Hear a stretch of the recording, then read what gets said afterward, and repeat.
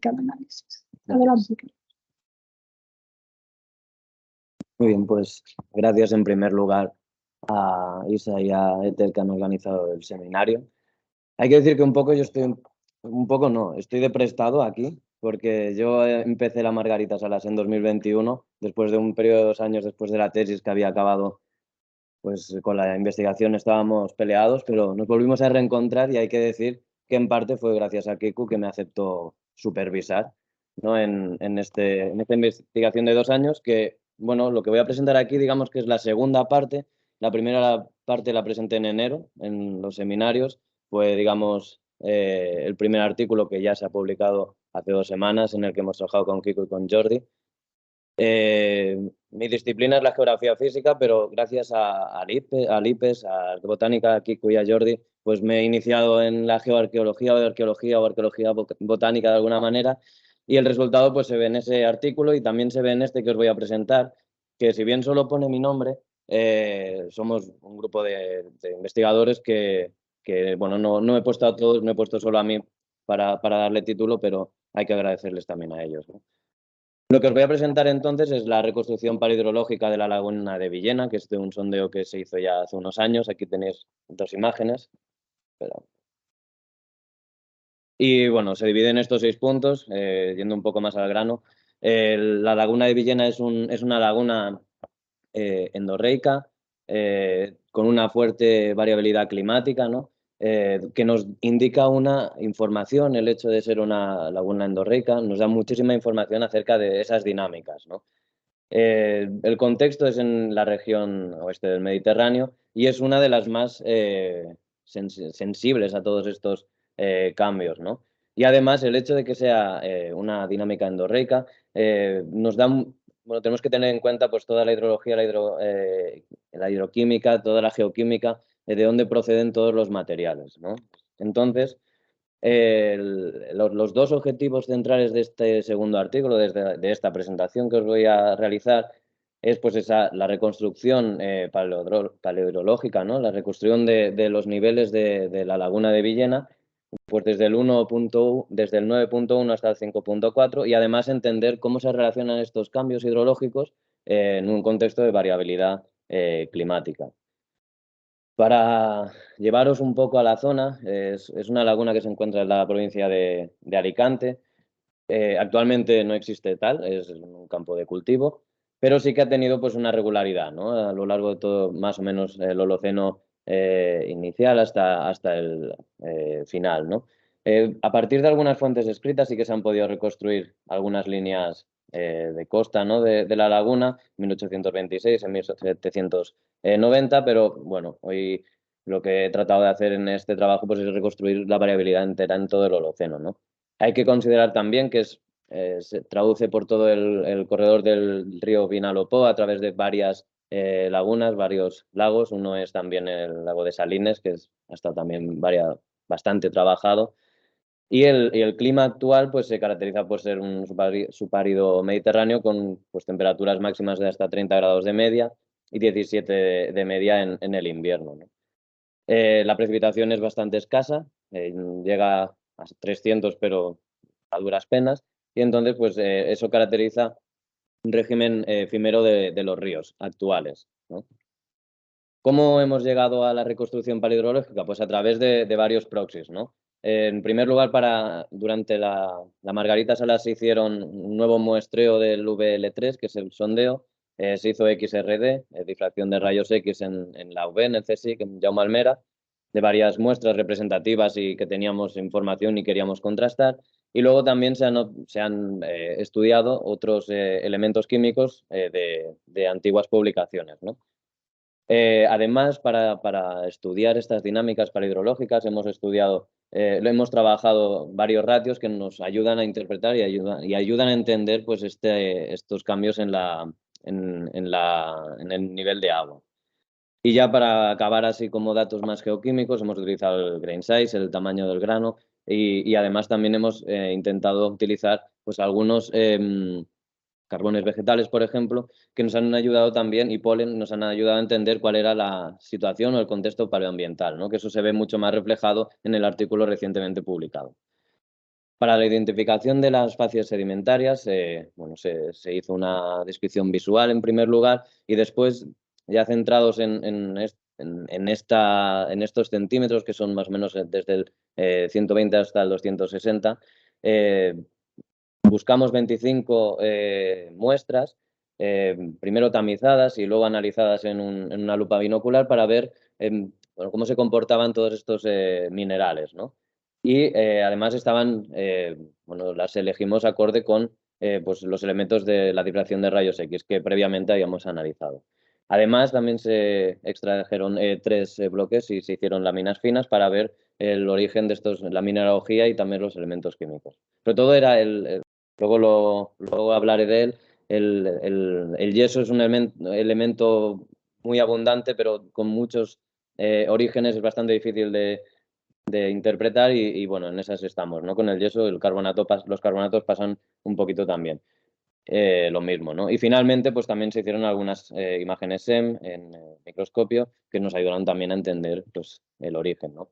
Y ya para acabar con los materiales y métodos, se hizo un análisis estadístico multivariante con 17 variables. En este caso, en este trabajo he dejado aparte, por ejemplo, proxies como la precipitación y la aridez, para luego ver si nos indican algo, ¿no? Que no hagamos autocorrelación, sino para ver si nos guían hacia lo que teníamos pensado todos estos elementos químicos y la mineralogía. Entonces, bueno, a partir de este PCA, de análisis de principales componentes, vimos cómo se distribuían a lo largo del tiempo, luego presentaré la gráfica, todos estos minerales y todos estos elementos químicos. Y finalmente, pues también hicimos un análisis un CONIS para ver cómo se relacionaban unos elementos a diferentes profundidades con otros. Ya vamos a los resultados. El primero que presento aquí es la identificación de las litofacies, que, bueno, hemos identificado 4. La primera sería pues, dominada sobre todo por calcita magnesiana, dominada también por aragonita y algunos cristales de yeso, más bien laminar en este caso, ¿no? El segundo, la litofacies 2 y la 4 son muy parecidas realmente. Lo único que diferencia es el yeso. En algunos puntos son más orgánicos, son nódulos de yeso y en otros, en la litofacies 2, en cambio, pues son más laminares. Y finalmente la litofacie 3 es más orgánica, es lo que lo diferencia. Todas ellas tienen muchísimos componentes orgánicos y carbonatos, perdón, pero sobre todo lo que diferencia la 3 del resto es pues, este componente más orgánico. A partir del análisis multivariante que os presento aquí, lo que podemos sacar sobre todo es la relación que tiene los elementos detríticos, el potasio, el titanio, el hierro, pues con elementos como algunos carbonatos, ¿no? Y sobre todo relacionados negativamente, una correlación negativa con el yeso. Bueno, el yeso de alguna manera es endogénico, eso es verdad, pero se puede producir en cualquier momento. Entonces, cuando decía que es difícil de interpretar, me refería bastante a eso. Otra cuestión también importante en este caso es que la calcita magnesiana y algunas veces la dolomita vienen acompañadas de procesos de erosión, ¿no? Con titanio, con hierro y con potasio, pero también puede ser que hayan surgido en el propio lago de una manera endogénica por el propio génesis de geología del lago, ¿no?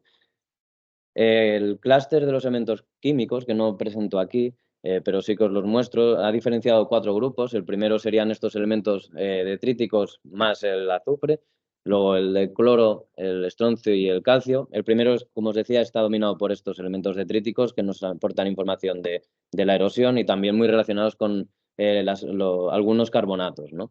El cloro, sin embargo, está más relacionado con los niveles de agua, además con la halita, y es un indicador, no muy fuerte, pero sí es un indicador de la lámina de agua, ¿de acuerdo? El tercer grupo sería del estroncio, que a su vez está totalmente contrapuesto con la aragonita. La aragonita es un mineral que nos indica cierta litoralización de la laguna y el estroncio en este caso pues no nos indicaría eso, nos indicaría o que no hay nada de agua o que hay mucha agua. Y finalmente el calcio, bueno, el calcio tiene orígenes diversos, todos los minerales aquí puestos, calcita, magnesia, dolomita, aragonita, alita, moscovita, pues, todos están compuestos por calcio, entonces hay que interpretarlo según ahí hemos utilizado varios ratios para saber qué nos indicaba en cada caso. A nivel de geoquímica, de variación geoquímica, que os muestro los elementos detríticos, ¿no? Los tres primeros, y después los ratios que hemos utilizado para intentar averiguar cómo era esta reconstrucción paleoambiental y paleohidrológica, ¿no? Esto lo que nos indicaría sobre todo es el calcio-aluminio, el ratio, sería un calcio, al ser más potente en niveles bajos del core, nos indica que el calcio en ese caso no nos viene de fuera de la laguna, sino que se formaba en el propio lago, ¿no? Con niveles de agua, en ese caso profundo. En cambio, el estroncio con el calcio y el uranio-tolio lo que nos está indicando pues, es una fuerte erosión y también niveles bajos de aragonita, que en la siguiente diapositiva os voy a mostrar. Por otra parte, también apoyando esta teoría de que el calcio no proviene de fuera o a través de la erosión y elementos detríticos, sino que es una formación endogénica, está el ratio del calcio-azufre, que es, bueno, se contrapone un pelín con los elementos detríticos en momentos clave, ¿no? En momentos sobre todo del Holoceno medio. Y hablando un poco más de la mineralogía, aquí están los principales minerales que se han encontrado, algunos más abundantes que otros, como podéis observar. Otra vez el yeso nos indica pues, cuestiones un poquito diferenciales, pero lo que sí que nos ha indicado este análisis cluster son las cuatro épocas, vamos a llamarlas clave. La primera es hasta casi el 8.2, el evento del 8.2 quizás es un pelín antes, luego hasta el 7.2 y finalmente a partir del 6 empieza una fase totalmente árida, ¿no? La primera está pues tiene abundantes materiales como la aragonita, también alita, ¿no? Y todo se rompe con un aporte de calcita, ¿de acuerdo? Luego empieza una fase donde la aragonita vuelve a ser relativamente importante, que nos indicaría que hay un nivel de agua bastante estable y finalmente pues tenemos un tercer estadio donde la aragonita decrece, podría ser porque ha decrecido el nivel del lago o porque ha aumentado mucho, ahora os explicaré cuál, y ya el último periodo sería un periodo dominado con la laguna seca y con un aporte bastante elevado de elementos detríticos, ¿no? De erosión. Entonces aquí lo que os presento aquí es el PCA en sí. Como podéis observar, digamos que los colores marrones, como veis en la leyenda, son los más antiguos y todo el PCA tiende hacia lo que es más azul, que sería el elemento más nuevo, por así decirlo, desde el 6000 hasta el 5500.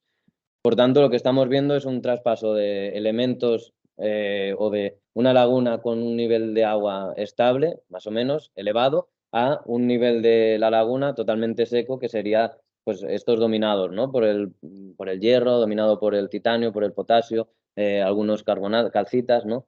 En cambio, tenemos pues, en el PCA, la parte negativa, tenemos la aragonita, que si bien nos indica esos niveles de agua, también tenemos que asociarlo con momentos de litoralización, ¿no? No es un momento en el que haya un gran nivel del lago. ¿Y cómo lo sabemos? Pues precisamente en esas 25 muestras que se extrajeron para analizar a través de la lupa binocular, pues a mí me sorprendió en un primer momento ver pues ostrácodas, ¿no? Empezamos a ver algunas ostrácodas y esto lo que nos indicaba pues era presencia o no de agua. Siguiendo un poco la división que os presentaba anteriormente, vemos aquí como hay un primer momento en que se encuentran bastantes ostrácodas, los marcadores verdes es que hay presencia, el nivel rojo es que no. Hay bastantes, son abundantes, son bastante grandes y bueno, están en este momento, ¿no? Hasta el 8.4 más o menos. A partir de ese momento hay un decrecimiento, seguramente como consecuencia del 8.2, y hay una desaparición prácticamente completa de las ostrácodas, y cuando empiezan a aparecer, que sería a partir del 7.6, lo que vemos es que son pequeñas y son muy poco abundantes y digamos que empiezan a haber un poquito más en esta segunda muestra después del 7.6 donde hay bastantes más, son bastante más grandes y nos indica a lo mejor que el nivel del agua pues volvió a aumentar, ¿no? El siguiente estadio, vemos como el nivel detrítico en el PC1 empieza a aumentar, ¿no? Si bien volvemos a encontrar esas ostrácodas con niveles en las que no, pero en niveles en el que sí. Entonces, lo que nos sugiere aquí es que hay una alta variabilidad de los niveles del lago, pero con momentos en los que se seca completamente, ¿no? Y finalmente, el último estadio es cuando ya no se encuentran ostrácodas, la aragonita es inexistente, los elementos detríticos son muy abundantes y además nos vemos también apoyados en estos PCAs, ¿no? El 1 y el 2, los dos nos muestran un ambiente totalmente seco. Y ya, bueno, para acabar, a través de este trabajo hemos podido identificar estos tres paleoambientes o momentos paleohidrológicos. Uno es con agua permanente, otro es con transitorio entre un lago efímero o litoral, ¿no? Con aguas someras, y un tercero con completamente o semicompleto secamiento del lago, ¿no? Y esto depende precisamente pues, de los carbonatos, la precipitación de los carbonatos de aragonita, alita o yeso, con periodos en los que aparece esta dolomita, ¿no? También se ve afectado, como no, el lago por los eventos abruptos, ¿no? El 8.2, el 7.2, se ven en esta última gráfica síntesis que os he planteado, pues ahí se ven perfectamente cómo afectan, ¿no? Y finalmente, pues estos momentos en los que está prácticamente seco estarían dominados por la calcita magnesiana, por la precipitación de calcita en sí, ¿no? Y una erosión predominante, una escorrentía. Y ya para acabar, bueno, vemos cómo esta laguna de Villena está dominada sobre todo por nuestras dinámicas sedimentológicas eh, de expansión y retracción del lago, ¿no? Y están atribuidas sobre todo a estos dos minerales carbonatados, aragonita y dolomita, y calcita magnesiana. Y ya para acabar, bueno, volver a dar las gracias a Ethel y a Isa y otra vez recuperando la charla de ayer a Kiko por haberme aceptado en aquel momento hace 2 o 3 años y por todos los conocimientos, gracias a Jordi también, que me han aportado en el tema de la arqueología, que si bien no era mi tema, pues me siento agradecido. Gracias.